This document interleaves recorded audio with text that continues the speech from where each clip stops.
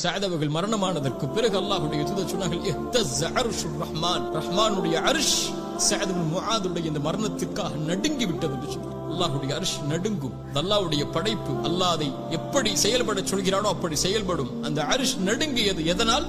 பயத்தால் அல்ல, கவலையால் அல்ல, அன்பால். ஒரு தன்னோடு தன்னுடைய நேசரை வரவேற்பதற்குரிய மகிழ்வால் அல்லாஹ் ரப்புல் ஆலமீன் அர்ஷை நடுங்கச் செய்தான். அல்லாஹ் விரும்பினான். யார் அல்லாஹ்வின் சந்திப்பை நாடுகிறார்களோ அவர்களின் சந்திப்பையும் அல்லாஹ் நாடுவான் என்று அல்லாஹ்வுடைய தூதர் சொன்னார்கள். சஅதுடைய மரணத்திற்காக அல்லாஹ்வுடைய அர்ஷ் ஆடியது. 7 வானத்தின் கதவுகளும் திறந்து விட்டது.